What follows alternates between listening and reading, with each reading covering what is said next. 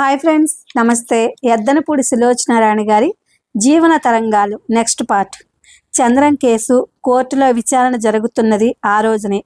ఈ 4-5 రోజుల నుంచి వరుసగా ప్రతిరోజు చంద్రాన్ని గురించిన వివరాలు దినపత్రికలు ఎప్పటికప్పుడు ప్రచురిస్తుండటంతో నగరమంతా చంద్రం గురించి సంభాషణే అయిపోయింది. చంద్రాన్ని చూడాలని కొంతమంది, అతనికి ఏ శిక్ష విధిస్తారో తెలుసుకోవాలని కొంతమంది.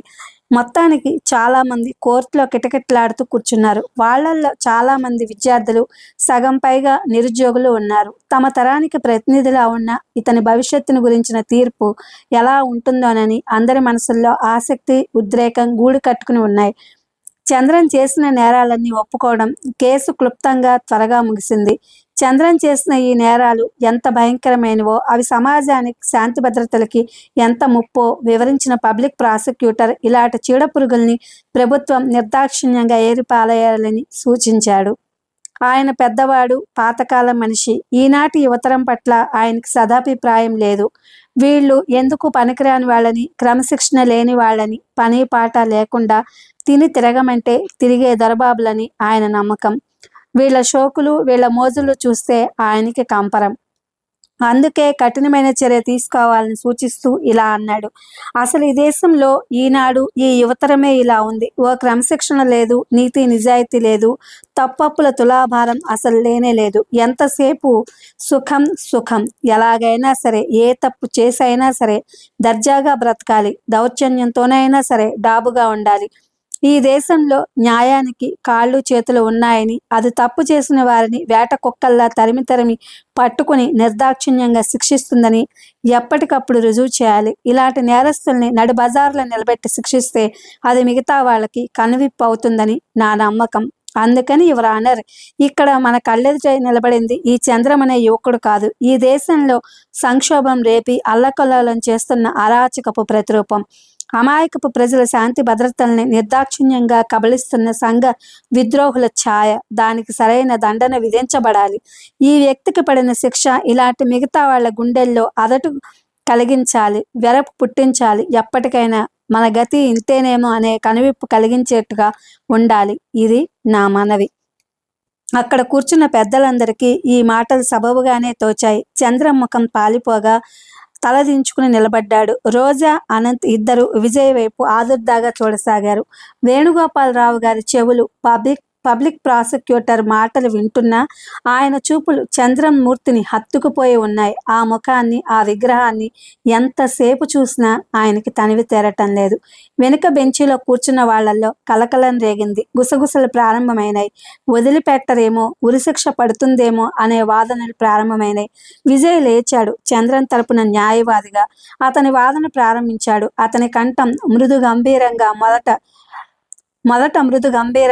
మెల్లగా మొదలైంది. తర్వాత రాను రాను ఆవేశంతో పదునెక్కింది. కోర్టులో అంతటా చీమ చిటుక్కుమన్న వినిపించేటంత నిశ్శబ్దంగా అయిపోయింది. అందరూ ఆసక్తిగా, శ్రద్ధగా విజయ్ వాదన వినసాగారు.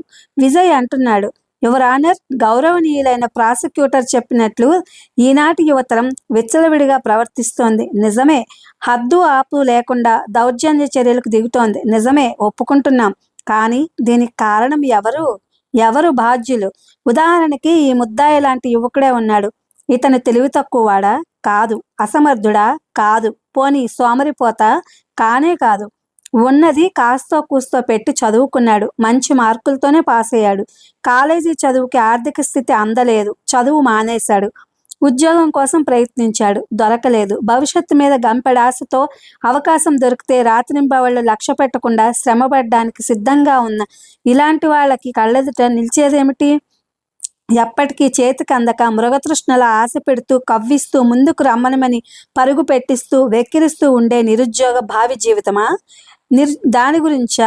అస్థిరత్వం గురించా? దేని గురించి? విద్యార్థి దశలో జీవితం పట్ల వీరు ఏర్పరచుకున్న కళ్ళలుగా తేలిపోతున్నాయి. నీతి గురించి, నిజాయితీ గురించి నేర్చుకున్నదంతా ఒట్టి ఉపన్యాసాల్లో మాత్రమే మిగిలిపోతోంది. ఎక్కడికక్కడే మోసం, ఎక్కడికక్కడే స్వార్థం. దాంతో వీళ్ళ నమ్మకాలు నాశనం అవుతున్నాయి. అప్పుడేం చేస్తారు? చేసుకోవడానికి ఉద్యోగం ఉండదు, తినటానికి తిండి ఉండదు, ఇంట్లో బయట ఎందుకు పనికిరాడు వాడని ముద్ర పడిపోవడం మొదలు పెడుతూ ఉంటుంది. దాంతో అయ్యో ఏం చేయలేకపోతున్నాననే అశాంతి మొదలవుతుంది. అది రాను రాను సాటి వాళ్ళ మీద అక్కసుగా మారుతుంది. జీవితంలో ఓడిపోయాననే కసి వీళ్ళని రాక్షసుల్లా మారుస్తుంది. తన భవిష్యత్తు కోసం ఏమీ చేయలేకపోయిన ఈ ప్రభుత్వం మీద దౌర్జన్యం సాగించాలనే ఆవేశం ఏర్పడుతుంది. దానితో మొదలవుతుంది హింస. ఆశలు, నమ్మకాలు ఒమ్మైపోయిన ఈ నిర్భాగ్యులు బలవంతంగా చావలేక స్వార్థపరులైన కొంతమంది పెద్ద మనుషుల చేతుల్లో జూదపు పావుల్లా మారుతున్నారు. న్యాయాన్యాయ విచక్షణ గాలికి వదిలేసి నా బాగు నాకు చాలు అనే స్వార్థానికి దిగుతున్నారు. పరోక్షంగా వీళ్ళ పతనానికి కారణమైన ఈ ప్రభుత్వమే మళ్ళీ వీళ్ళని సంఘ విద్రోహులు, చీడపురుగులు చేదరించుకుంటోంది. కాస్త జాగ్రత్తగా ఆలోచిస్తే దౌర్జన్యం, హింస చేయిస్తున్నట్టు మన కళ్ళెదుట కనబడుతున్న వీళ్ళు కేవలం తోలుబొమ్మలని, వీళ్ళని ఆడించే దారాలు తెర వెనుక వేరే వాళ్ళ చేతుల్లో ఉన్నాయని అందరికీ తెలుసు. యువర్ ఆనర్, గౌరవనీయులైన పబ్లిక్ ప్రాసిక్యూటర్ గారు ఈ దేశంలో న్యాయానికి కాళ్ళు చేతులు ఉన్నాయని, అది నేరం చేసిన వాళ్ళని తరిమి పట్టుకోగలదని రుజువు చేస్తుంటారు. అదే నిజమైతే మీరు పట్టుకోవాల్సింది జీవితం చేత, అదృష్టం చేత వంచబడిన ఈ అమాయకుల్ని కాదు, వాళ్ళ వెనక అజ్ఞాతంగా దాక్కున్న స్వలాభాపేక్ష పరుల్ని.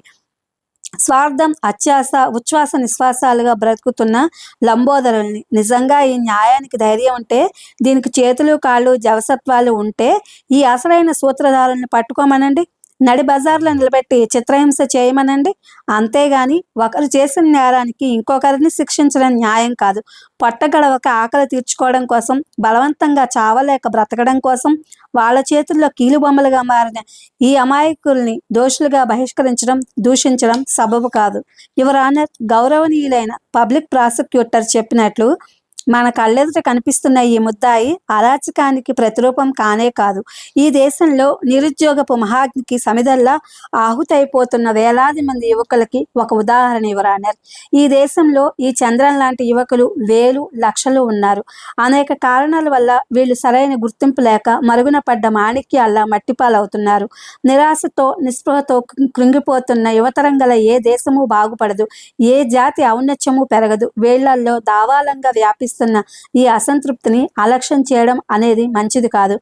బాధ్యత గల పెద్దలందరూ స్వార్థ ప్రయోజనాల ప్రలోభంలో పడి దీన్ని విస్మరిస్తే ఇది ఒక ప్రవాహంలా మారి ఏరులై, వరదలై ప్రభుత్వాన్ని చివరికి ఈ న్యాయాన్ని ముంచివేసే ప్రమాదం రావచ్చు. ఆ తర్వాత విజయ్ నోటి నుంచి వచ్చిన మాటలు ఎవరికీ వినిపించలేదు. వెనుక వరుసల్లో కిక్కిరిసి కూర్చున్న నిరుద్యోగులు, విద్యార్థులైన యువకులు మిన్నుముట్టేటట్టు కరతాళ ధ్వనులు చేశారు. క్షణంసేపు ఆ ప్రదేశం అంతా ధ్వనితో ప్రతిధ్వనించిపోయింది. విజయ్ని ప్రశంసిస్తున్నట్లుగా, అభినందిస్తున్నట్లుగా మెచ్చుకోలుగా కేకలు వినిపించాయి. ఎంతో ప్రయత్నం మీద చప్పట్లు ఆగినాయి. విజయ్ మళ్ళీ మొదలుపెట్టాడు. యువర్ ఆనర్, కాబట్టి ఈ ముద్దాయి చేసిన నేరం కూలంకుషంగా పరిశీలించి అది ఎందుకు జరిగింది, ఎలా జరిగింది, జరిగిన దానిలో అతనికి ఎంతవరకు బాధ్యత ఉంది అన్న విషయం గుర్తించి ఇతనికి శిక్ష ఇవ్వవలసిందిగా మనవి చేస్తున్నాను అంటూ ముగించాడు. టైం అవడంతో న్యాయాధిపతి, జ్యూరీ సభ్యులు లేచి లోపలికి వెళ్లారు. తోటి లాయర్లు విజయ్ని చుట్టుమట్టారు. అనంత్, రోజా, వేణుగోపాలరావు గారు గుండెలు బిగబట్టి వేచి చూడసాగారు. చంద్రన్ దించిన తల ఎత్తలేదు. అతని గుండెల్లో విచిత్రమైన వైరాగ్యం, నిర్లిప్తత పేరుకుని ఉంది. చాలాసేపు అయిన తర్వాత న్యాయాధిపతి తిరిగి వచ్చారు. జ్యూరీ సభ్యులు వచ్చి వారి వారి ఆసనాలు అలంకరించారు. చంద్రాన్ని గురించిన తీర్పు కోసం అందరూ ఆసక్తిగా, ఆతురతగా వేచి చూడసాగారు. న్యాయాధిపతి ఈ కేసుని గురించి వివరిస్తూ దాని మీద తన అభిప్రాయం కూడా వివరించి చివరి నిర్ణయం తీర్పుగా ఇలా చదివి వినిపించారు. చంద్రం అనే పేరుగల ఈ ముద్దాయి ప్రస్తుతం మంచివాడని, పరిస్థితుల ప్రాబల్యం వల్ల విశ్వలయంలో చిక్కడి ఈ నేరాలు చేయడానికి కారణమయ్యాడని గుర్తించడం జరిగింది. తెలిసి చేసినా, తెలియక చేసినా అతని వల్ల జరిగిన ఈ అపరాధానికి న్యాయం చట్టరీత్యా 8 సంవత్సరాలు కఠినమైన శిక్ష విధించడమైనది. న్యాయం విశాల హృదయంతో ఇచ్చిన ఈ అవకాశాన్ని ముద్దాయి సద్వినియోగపరుచుకుని మళ్ళీ మంచి మనిషిగా మారి ఈ సంఘంలోకి తిరిగి రావాలని కోరుతున్నాం. అతను సంఘం పట్ల, దేశం పట్ల బాధ్యత గల పౌరుడిగా తన ధర్మాన్ని నిర్వర్తిస్తాడని నమ్ముతున్నాం. చంద్రం చివ్వున తలెత్తి చూశాడు. రోజా కళ్ళల్లో అప్రయత్నంగా నీళ్లు తిరిగాయి. వేణుగోపాలరావు గారి ముఖంలో ఆనందం ఉక్కిరిబిక్కిరవుతూ కనిపించింది. విజయ్ గుండెల మీద నుంచి పెద్ద బరువు దింపుతున్నట్లుగా చూశాడు. ప్రేక్షకుల్లో రకరకాల వ్యాఖ్యానాలు మొదలైనవి. అంతా కలగా పులగంగా వినిపించాయి. జడ్జి, జ్యూరీ సభ్యులు లేచి వెళ్ళిపోయారు. చంద్రాన్ని పోలీసులు వ్యాన్ దగ్గరికి తీసుకెళ్తున్నారు. వేణుగోపాలరావు గారు, రోజా, విజయ్, అనంత్ అతని దగ్గరగా వచ్చారు. వేణుగోపాలరావు గారు హఠాత్తుగా చేతులు జాచి చంద్రన్ తలను దగ్గరకు లాక్కుని గుండెలకు హత్తుకున్నారు. బాబు, ఎంత అదృష్టవంతులం! భగవంతుడు మనని ఇంత కనికరిస్తాడని అనుకోలేదు. ఈ అదృష్టం నాది. వెర్రిగా ఏదేదో అంటున్నారు ఆయన. పోలీసులు ఎంతో కష్టం మీద ఆయన్ని చంద్రం నుంచి విడదీసి దూరంగా ఉంచారు. ముందుకు వెళ్ళబోతున్న చంద్రం విజయ్ దగ్గరగా ఒక్క క్షణం ఆగాడు. విజయ్, మీ రుణం తగ్గు గొంతుతో అతని నోటి నుండి ఆ పైన మాట రాలేదు. విజయ్ చేయి చంద్రం భుజం మీద పడింది. ఎంతో ఆప్యాయంగా పలికింది అతని స్వరం. చందు, ఇందులో నేను చేసింది ఏం లేదు. చంద్రం కళ్ళు రోజా వైపు తిరిగాయి. అతని ముఖంలో చాలా కాలం తర్వాత విరక్తి లేని చిరునవ్వు మెదిలింది. ఆ కళ్ళల్లో ఏదో ఆశ, ఆనందం తళుక్కుమంటున్నాయి. రోజా, నువ్వు సృష్టించి ఇచ్చిన కళలో నేను 8 సంవత్సరాలు 8 క్షణాల్లా గడపడానికి ప్రయత్నిస్తాను. తప్పకుండా చందు, వాగ్దానం ఇస్తున్నట్టుగా అంది. పోలీసులు చంద్రాన్ని ముందుకు నడవమని హెచ్చరించారు. చంద్రం 4 అడుగులు వేశాడో లేదో ఎదురుగా ప్రవాహంలో వచ్చిన జనం గుంపుగా అతన్ని చుట్టుముట్టేశారు. పోలీసులు వాళ్ళని చెదరగొట్టడానికి ప్రయత్నించసాగారు. మమ్మల్ని అతన్ని చూడనివ్వండి, కొద్దిసేపు అతన్ని ఇక్కడ ఉండనివ్వండి. జనం కేకలు వినిపించాయి. పోలీసులు వాళ్ళ మాటలు లక్ష్య పెట్టలేదు. అడ్డుగా వచ్చిన వాళ్ళని బలవంతంగా అవతలకి నెట్టేశారు. అవతలకి తోయబడిన 4-5 ముందుకు కెరటంలా చొచ్చుకొచ్చారు. పోలీసులకి జనానికి ఈ గలాట జరుగుతుండగానే ఉన్నట్టుండి ఎవరో స్మోక్ బాంబ్ విసిరారు. హఠాత్తుగా అక్కడంతా నల్లగా దట్టంగా పొగ వలయాలుగా పైకి లేచింది. ఆ పొగలో చిక్కడిపోయిన జనం అంతా ఒక్క క్షణం ఉక్కిరిబిక్కిరి అయిపోయారు. జనంలో ఆహాకారాలు వినిపించాయి. అంతా తొక్కీసులాట జరిగింది. కంగారుగా అరవటం, కేకలు పెట్టడం వినిపించింది. కొద్దిసేపు అయిన తర్వాత నల్లటి పొగ మెల్లగా అంతమైంది. నిజమైన మంచులోంచి బయటపడినట్లు ఊపిరి పీల్చుకున్నారంతా. జనం భయపడిన వాళ్ళలా అక్కడి నుంచి దూరంగా వెళ్ళిపోవడానికి ప్రయత్నించసాగారు. పోలీసులు వాళ్ళని చెదరగొడుతున్నారు. పొగ పూర్తిగా పోయింది. అందరి మొగాలు స్పష్టంగా కనిపిస్తున్నాయి. పొగ పోగానే కనిపించిన దృశ్యం చూసి అందరూ స్తంభించిపోయారు. చేతులకు బేడీలు ఉన్న చంద్రం మోకాళ్ల మీద నేల మీదకి ఒరిగిపోయి ఉన్నాడు. అతని తల ముందుకు వాలిపోయింది. వెన్నులో బలంగా 2-3 కత్తిపోట్లున్నాయి. మోకాళ్ల మీద మోకరిల్లినట్టు క్రిందకు ఒరిగిపోయిన అతని వెన్ను నుండి రక్తం నీళ్లల్లా క్రిందకు జారి ధారలు కడుతోంది. ఆ ధార కారిన చోట ఎర్ర మడుగులా అయిపోయింది. అందరూ చేష్టలు ఉడిగినట్లు నిలబడిపోయారు. ఎర్రటి ఆ రక్తం చూడగానే ప్రతివాళ్ళు కళ్ళు చెదిరిపోతున్నాయి. పోలీసులు గాబరాగా అటు ఇటు పరిగెత్తారు. క్షణంలో ఈ వార్త తెలియగానే ఆ చుట్టుప్రక్కల ఉన్న వాళ్ళంతా అక్కడ గుమిగూడారు. గుంపు దగ్గరవడంతో ఆ జనం తొక్కీసులాటలో కాస్త దూరమైన విజయ్, అనంత్ వాళ్ళు ఈ కేకలు వినగానే చంద్రానికి దగ్గరగా పరిగెత్తుకొచ్చాడు. చంద్రాన్ని ఎత్తి అక్కడున్న బల్ల మీద పడుకోబెట్టారు. ఎవరో డాక్టర్ని పిలవండి త్వరగా అని అరిచారు. పోలీసుల్లో ఒకతను డాక్టర్కి ఫోన్ చేయడానికి పరిగెత్తాడు. విజయ్ గుంపుని బలంగా చేతులతో నెట్టి దోవ చేసుకుని చంద్రం దగ్గరకు వెళ్ళాడు. చంద్రం కళ్ళల్లో అప్పటికే చూపు స్థిరం తప్పిపోతోంది. విజయ్ నోటి వెంబడి వచ్చిన ఈ పిలుపు వినగానే ఏదో ఆధారం దొరికినట్లు ఆశగా ఆ శబ్దం వచ్చిన వైపు తిరిగాయి. బేడీలు తగిలించి ఉన్న చేతులు జంటగా పైకి లేచి అతని స్పర్శ కోసం అన్నట్టు శూన్యంలో తడుముతున్నాయి. విజయ్ చొప్పున తన చేతులతో ఆ చేతుల్ని పట్టుకున్నాడు. శరీరంలో అణువణువులో ఉన్న శక్తి హరించుకుపోతుంటే దాన్ని కూడదీసుకుంటున్నట్టుగా చంద్రం పళ్ళ బిగువన అన్నాడు. విజయ్, ఇది వాళ్ల పనే, నేను చెప్పలా? కానీ నాకు బ్రతకాలని ఉంది. మంచివాడిగా, మామూలు మనిషిగా కొద్ది రోజులు నన్ను బ్రతికించండి. నాకు ప్రాణం పోయండి. విజయ్, నాకు మాత్రం బ్రతకాలని ఉంది. నా ప్రాణం పోయండి. ఆర్తనాదంలా మొదలైన అతని మాటలు కొన ఊపిరితో దీర్ఘ శ్వాస తీసుకుంటున్నట్టుగా అంతమైనాయి. ఇంతలో డాక్టర్ రానే వచ్చాడు. అతను పరుగులాటి నడకతో చంద్రాన్ని సమీపించాడు. అప్పటికే అంతా అయిపోయింది. విజయ్ చేతుల్లో ఉన్న చంద్రం చేతులు ఇక నాకు ఎవరి అవసరమూ లేదన్నట్టు నిర్జీవంగా వేలాడిపోయినాయి. డాక్టర్ చంద్రం మృత్యుడయ్యాడని, ఇక లాభం లేదని చెప్పగానే వేణుగోపాలరావు గారు ఒక్కసారిగా ఆయన దగ్గరకు వచ్చారు. దాదాపు ఆయన కాళ్ళు పట్టుకున్నంత పని చేశారు. ఏడుస్తూ అన్నారు, డాక్టర్, ఆ మాట అనకండి. ఆ మాట మాత్రం అనొద్దు. ఈ ప్రపంచంలో ఉన్న రక్తమంతా పోగు చేయండి. ఎంత ఖరీదైనా సరే కొని వాడి శరీరంలో ఎక్కించండి. వాడిని ఎలాగైనా సరే బ్రతికించండి డాక్టర్. ఎలాగైనా సరే కొని వాడి శరీరంలో ఎక్కించండి. వాడిలో జీవం తెప్పించండి. మీకు పుణ్యం ఉంటుంది. వాడిలో ప్రాణం లేదని మాత్రం చెప్పకండి. డాక్టర్ మృదువుగా ఆయన చేతుల్ని పక్కకు పెట్టాడు. వేణుగోపాలరావు గారికి గుండె బ్రద్దలైపోతుందేమోనన్నంత ఆవేదన అలముకుంది. ఆయన వెనక్కు తిరిగి చంద్రం దగ్గరగా వచ్చారు. బెంచీ మీద కూర్చుని చంద్రాన్ని ఎత్తి ఒళ్ళోకి తీసుకున్నారు. తల్లి అడ్డాల్లో చిన్నపిల్లని పెట్టుకున్నట్టుగా అతన్ని పొదవు పట్టుకున్నారు. ఇది ఏనాటి రుణంరా నాయన, నీ రక్తమంతా ధారపోసి నన్నెందుకు బ్రతికించావు? ఇంత క్రితమేగా నా అంత అదృష్టవంతుడు లేడనుకున్నాను. నీకోసం నేనేం చేయనురా బాబు, నిన్నెలా బ్రతికించుకోగలను అంటూ మతి భ్రమించిన మనిషిలా అతడి నుదుటి మీద చెంపల మీద తడుముతూ ఒళ్ళంతా ముద్దులు పెట్టుకోసాగారు. రోజా చంద్రం మీద పడి చిన్నపిల్లలా రోధించసాగింది. అనంత్ రోజా భుజాలు పట్టి లేవదీశాడు. అతన్ని చూడగానే రోజా బావురుమంది. అనంత్, కాస్తలో మా అదృష్టాలు నమ్మకాలు ఎంత తారుమారైపోయినాయి. పాపిష్టిదాన్ని, నేనే వాడికి పట్టుపడమని ప్రోత్సహించాను, ప్రాణాలు తోడాను. వాడు మొదటి నుండి భయపడుతూనే ఉన్నాడు. అనంత్, నేనే వాడిని బలవంతంగా చంపాను, నా మూలంగానే చచ్చిపోయాడు. విజయ్ చంద్రం వైపు చూస్తూ నిశ్చేష్టుడైనట్టు ఇంకా అలాగే నిలబడిపోయాడు. విజయ్, నన్ను బ్రతికించండి, నాకు బ్రతకాలని ఉంది, నాకు ప్రాణం పోయండి. చంద్రం కంఠం ఆర్తనాదంలా అతని చెవుల్లో ఇంకా గింగురుమంటూనే ఉంది. ఆ ఒక్క కంఠం మినహా అతనికి ఇంకా ఏమీ వినిపించడం లేదు. స్తబ్దుడైనట్టు నిలబడిపోయాడు. సాయంత్ర వేళ అస్తమిస్తున్న అరుణబింబపు ఎరుపు జగమంతా ఆవరించుకుంటున్న సమయంలో ఊరికి కాస్త ప్రక్కగా శ్మశానంలో బగబగలాడుతూ మండుతోంది చితి. నాలుకలు చాచి పైకి సర్పాల్లా లేచి బుసలు కొడుతున్న ఆ మహాగ్నిలో చంద్రం దేహం మెల్లమెల్లగా ఐక్యమైపోతోంది. ఆ రోజు అతని పుట్టినరోజు కావడం ఒక విశేషం. 21 సంవత్సరాల నుండి 22వ ఏట అరుగు పెడుతున్న యువకుడు స్ఫూరద్రుపి అయిన అతని శరీరం చాలా రుచిగా ఉన్నట్టు, ఆ భోజనంతో ఆనందంతో ఆ మంటలు నాట్యం చేస్తున్నట్టున్నాయి. విజయ్, అనంత్ ఇద్దరూ అక్కడికి కొద్ది దూరంలో నిలబడి మండుతున్న చితివైపు తదేకంగా చూస్తున్నారు. దూరంగా గోపాలం, మరో 2 వ్యక్తులు కూర్చుని ఉన్నారు. వేణుగోపాలరావు గారు కదలడానికి వీల్లేదని డాక్టర్ గట్టిగా చెప్పడంతో చంద్రం అంత్యక్రియలు విజయ్ పూర్తి చేయాల్సి వచ్చింది.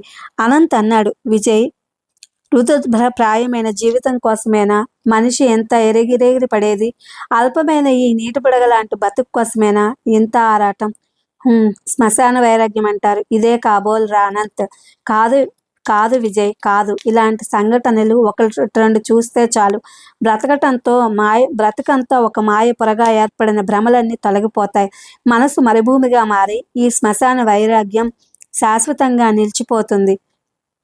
అనంత్ అన్న మాటలు విజయ్ చెవులకి ఎక్కటం లేదు.